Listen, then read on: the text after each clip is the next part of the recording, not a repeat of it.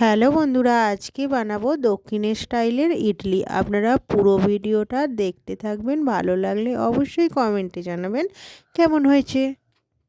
প্রথমে আমি চাল ভিজিয়ে রেখেছিলাম, সেই চালটা আমি ব্লেন্ডারে পেস্ট করে নিয়েছি। সেই চাল বাটাটা প্রথমে দিয়ে দেবো, তারপরে দিয়ে দেবো বিউলির ডাল বাটা, তারপরে দিয়ে দেবো লবণ, দিয়ে ভালো করে মেখে নেব।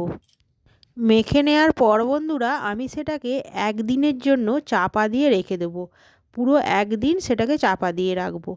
তারপরে আমি এই দিকে শুকনো খোলায় গোটা ধনে, শুকনো লঙ্কা আর মেথি ভেজে নেবো। ভেজে নিয়ে আমি গুঁড়িয়ে নেব।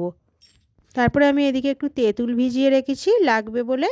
আর এই দিকে আমি সবজি কেটে নিয়েছিলাম, আলু, ডাঁটা, বেগুন, বিম কড়াই দিয়ে আমি সেটাকে একটু হিং, কাঁচা লঙ্কা, শুকনো লঙ্কা ফোড়ন দিয়ে সেটাকে ভেজে নেব। ভেজে এইদিকে আমি খেসার ডাল সেদ্ধ করতে বসিয়েছি। সেই খেসার ডালটা সেদ্ধ হয়ে গেলে ওই সবজিটার সাথে দিয়ে দেবো।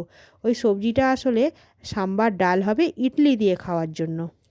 ইডলি দিয়ে খাওয়ার জন্য আমি এখানে বাদামের চাটনিও করে নেব। দু রকম দিয়ে আমরা আজকে ইডলি খাবো।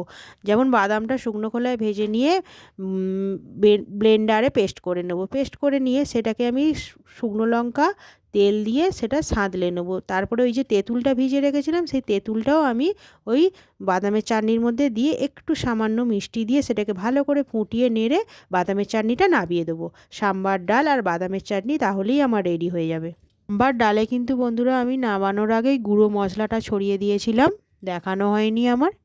তারপরে আমি এইদিকে ইডলি মেকার নিয়ে নেব। ইডলি মেকারের মধ্যে তেল বুলিয়ে নেব। তেল সেই যে চাল বাটাটা আমি মেখে রেখেছিলাম সেই চাল বাটাটা আমি দিয়ে দেবো। দিয়ে আমি ওই বসিয়ে দেবো। বসিয়ে দিয়ে চাপা দিয়ে দেবো। চাপা দিয়ে আমি এটাকে 20 মিনিটের জন্য ইডলিটা করে নেব। 20 মিনিট পর বন্ধুরা ফিরে এসে দেখব কতটা সুন্দর ইডলিটা হয়ে গেছে। দেখুন কত নরম ও সুন্দর হয়েছে। বাদামের চাটনি ও সাম্বার ডাল দিয়ে আমি পরিবেশন করব। কেমন হয়েছে কমেন্টে জানাবেন। টাটা।